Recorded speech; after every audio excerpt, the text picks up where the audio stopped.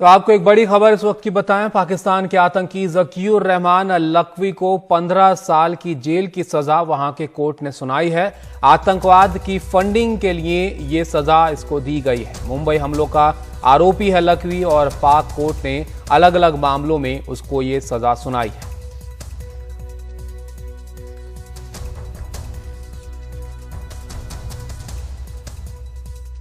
तो लगातार पाकिस्तान के ऊपर सवाल उठते रहे हैं आतंकियों को फंडिंग करने के मामले के, और इसी सिलसिले में एक आतंकी को ज़कीउर रहमान लखवी को वहां के कोर्ट ने 15 साल की सजा सुनाई है। और ये जो सजा है ये आतंकवाद की फंडिंग के लिए इसको सुनाई गई है। आपको बताएं कि ज़कीउर रहमान लखवी मुंबई हमलों का आरोपी है और पाकिस्तान में एक कोर्ट ने इस पर फैसला लेते हुए ये सजा सुनाई। उमा हमारे साथ जुड़ गए हैं। उमा, बताइए किस मामले में इस ज़कीउर रहमान लखवी को सजा सुनाई गई है और एक बार फिर से ये बात सामने आई है कि पाकिस्तान आतंकियों को फंडिंग करता है, और वैसा ही कुछ मामला ये भी।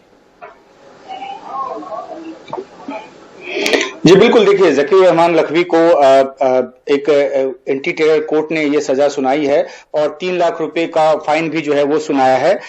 इस सजा के बारे में ये भी साफ किया गया है कि किसी एक पर्टिकुलर जो आतंकी हमला है उसके बारे में सजा नहीं दी गई है, बल्कि ये टेरर फंडिंग के मामले में। अब टेरर फंडिंग जो है एक बहुत ही व्यापक एक विषय है और खासतौर पर पाकिस्तान के लिए ज्यादा मायने इसलिए रखता है क्योंकि अभी फरवरी 2021 तक ही FATF से उसको मोहलत मिली है कि जो 27 मानक हैं फाइनेंशियल एक्शन टास्क फोर्स के, उस पे वो खरा उतरे, जिसमें से वो सिर्फ 21 पे अभी तक खरा उतर पाया है। तो एक बार फिर से फरवरी में समीक्षा बैठक होनी है। उसके पहले पाकिस्तान जो है न सिर्फ ज़कीउर रहमान लखवी बल्कि मसूद अजहर को लेकर भी कल कोर्ट ने एक आदेश जारी किया था कि 8 तारीख को उन्हें कोर्ट में पेश किया जाए। तो जैसे ही ये समीक्षा बैठक होने लगती है उसके पहले पाकिस्तान की तरफ से इस तरह की एक्टिविटी तेज हो जाती है। आपने देखा होगा ताबिश की अभी ही डैनियल पर्ल के जो हत्यारे हैं उनको पाकिस्तान की एक अदालत ने जमानत दे दी, हालांकि उस पर एक बंदिश अमेरिका की तरफ से लगाई गई है।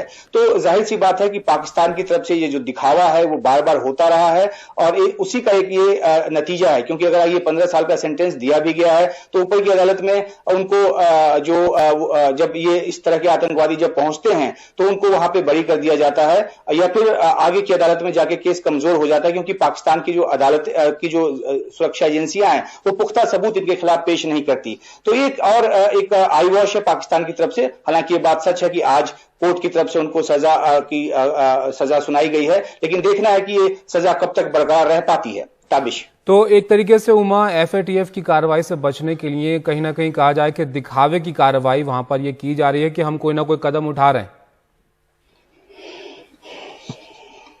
जी बिल्कुल, देखिए जिस तरह से मुंबई अटैक का मामला हुआ था और उस पर जिस तरह के सबूत थे इन तमाम आतंकवादियों के खिलाफ, अब तक तो इन आतंकवादियों को कड़ी से कड़ी सजा तक पहुंचा दिया जाना चाहिए था, फांसी तक हो जानी चाहिए थी जिस तरह से इन लोगों की संलिप्तता थी। लेकिन इस तरह से समय समय पे अलग अलग अदालतों से कभी इनको लाहौर की अदालत से तो कभी इस्लामाबाद की अदालत से इस तरह से इनको एक दिखावे के लिए सजा तक पहुंचाने की बात की जाती है, लेकिन आखिरकार ये सब खुलेआम घूमते हैं और इसी बात को लेकर बार बार इंटरनेशनल जो दबाव इन पे बनता है और उसके बाद जाकर ये इस तरह से एक कार्रवाई करने का दिखावा करते हैं। लेकिन देखना होगा वही कि सजा के बाद कितने दिनों तक, कितने महीने तक ये जो आतंकवादी है वो रह पाता है जेल के अंदर, या फिर से उसको आजादी मिल जाती है जमानत के तौर पर।